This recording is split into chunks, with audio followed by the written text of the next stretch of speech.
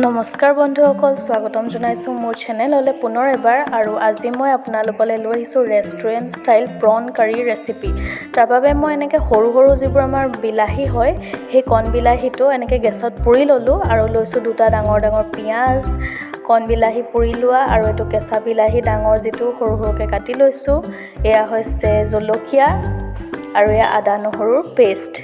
আৰু মছলাত মই লৈছোঁ প্ৰথমতে নিমখ, হালধি, জালুকৰ গুড়ি, জিৰা পাউডাৰ, লাল মিৰ্চ পাউডাৰ আৰু ফিছ masala। আৰু এইফালে মই গাখীৰৰ যিটো মালাই হয় অৰ্থাৎ সৰ হয় সেইটো লৈছোঁ। মই আধা গিলাচতকৈ অকণমান কম লৈছোঁ।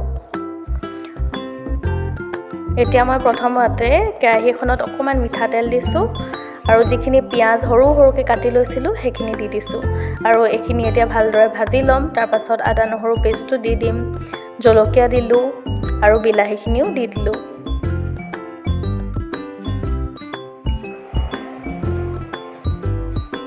এতিয়া এইখিনি ভালদৰে লৰাই থাকিম। আৰু এতিয়া মই মছলা যিখিনি আছিলে সেইখিনি গোটেইখিনি দি দিম একেলগে আৰু ভালদৰে ভাজি ল'ম। আৰু ৰেচিপিটো এবাৰ আপোনালোকেও ট্ৰাই কৰি চাব, খুব টেষ্টি হয় খাবলৈ। ৰেষ্টুৰেণ্টত যিটো আমাৰ প্ৰন কাৰী দিয়ে ঠিক তেনেকুৱাই হৈছিলে খাবলৈও। এতিয়া মই এইখিনি ভালদৰে ভাজি লৈছোঁ আৰু এনেদৰে তেলটো যেতিয়া ওলাই আহিছে এতিয়া ইয়াত পানী দি দিছোঁ।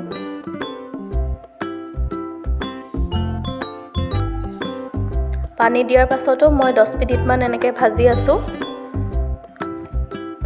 আৰু এতিয়া মই যিখিনি আমাৰ প্ৰন আছিলে সেইখিনি দি দিম।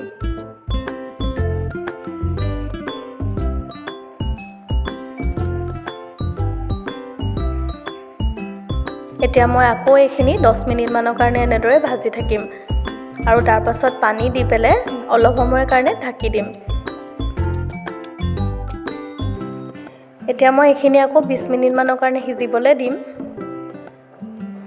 প্ৰায় 20 মিনিট হৈ গৈছে। এতিয়া যিখিনি আমাৰ মালাই আছিলে সেইখিনি মই দি দিছোঁ ইয়াত আৰু পুনৰ 10 মিনিটমানৰ কাৰণে এইখিনি আকৌ সিজিবলৈ দিছোঁ।